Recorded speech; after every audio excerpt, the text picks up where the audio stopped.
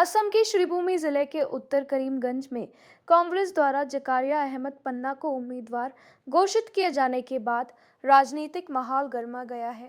इसी बीच बीजेपी की टिकट की दावेदार महिला नेता मुन्नी छेत्री ने इस घोषणा पर प्रतिक्रिया देते हुए कहा कि कांग्रेस उम्मीदवार क्षेत्र में कोई बड़ा फैक्टर नहीं है। उन्होंने कहा कि क्षेत्र की जनता विकास को प्राथमिकता देते हुए लोक विकास के मार्ग पर ही अपना मत देगी। मुन्नी छेत्री ने कहा कि वर्तमान समय में मतदाता पहले से अधिक जागरूक हो चुके हैं और वे धर्म आधारित राजनीति से प्रभावित नहीं होंगे। उन्होंने आरोप लगाया कि पूर्व में चुनाव के समय धर्म के आधार पर अल्पसंख्यक मतदाताओं को प्रभावित करने का प्रयास किया गया, लेकिन चुनाव के बाद जनता की समस्याओं के समाधान के लिए कोई ठोस पहल नहीं हुई।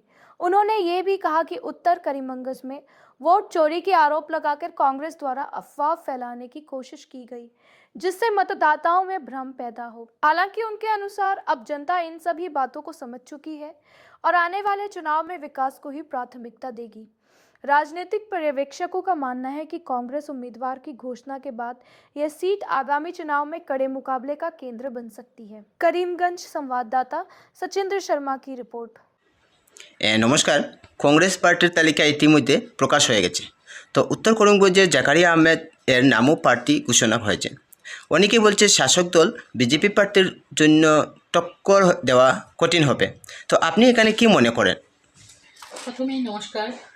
শাসক দল বিজেপির কাছে কংগ্রেস দলের প্রার্থী জাকারিয়া আহমেদ কোনো ফ্যাক্টরি না।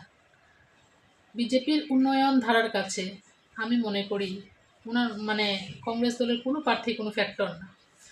আর বিগত দিনগুলিতে পূর্বের বদরপুর সমষ্টি ছিল, তখনকার সময় থেকে বিগত কয়েক দশক থেকে বাড়ি বাড়ি সাধারণ জনগণ যারা আছেন সংখ্যালঘু সম্প্রদায়ের বারবার ওনাদের নির্বাচন এলেই ধর্মের দোহাই দিয়ে প্রতারণা করা হয়েছে।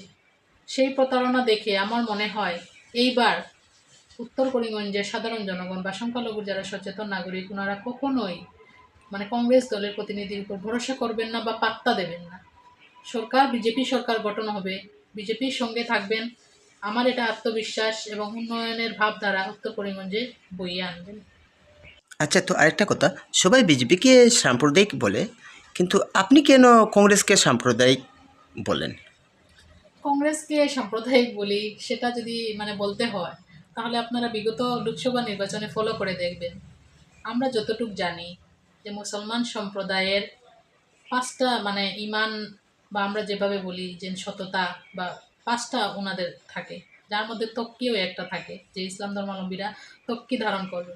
কিন্তু বিগত লোকসভা নির্বাচনে কে নির্বাচনে নোটিশ জারি করেছিল যে তক্কি পরে জনসভায় সামিল হতে পারবেন না ইসলাম ধর্মাবলম্বীরা? তো সেটা কি ধর্মীয় আঘাত নয়?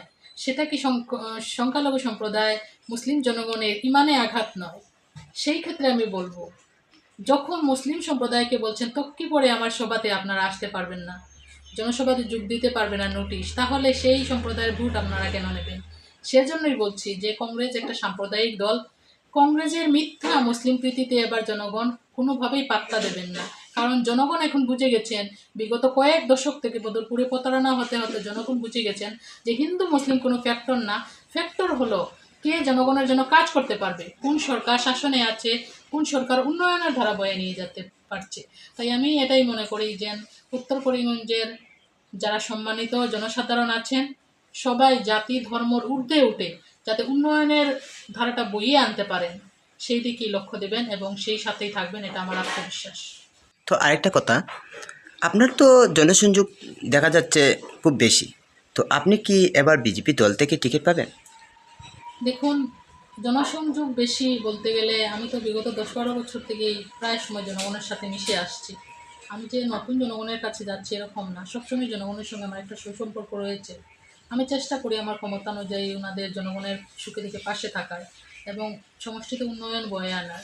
সেই হিসাবে আমি আত্মবিশ্বাসী দলের কাছে যে দল নিশ্চয় বিবেচনা করবে যে জনগণের সাথে কার সম্পর্ক রয়েছে বা জনগণ সমর্থন কাকে করছেন সেটা দল বিবেচনা করবে। দল যদি মনে করে আমাকে যোগ্য যে উত্তর করিমগঞ্জের প্রতিনিধিত্ব আমি করতে পারবো এবং উত্তর করিমগঞ্জে বিজেপির উন্নয়নের ধারা ঘুরে ঘুরে পৌঁছাতে পারবো, বিজেপির ভিত আরও মজবুত করতে পারবো, সেটা যদি দল মনে করে, দলের গুরুজন যারা আছেন ওনারা মনে করেন, তাহলে নিশ্চয়ই আমি পাবো, এটা আমার আশাবাদ মানে আশা আছে আমি দল থেকে পাবো।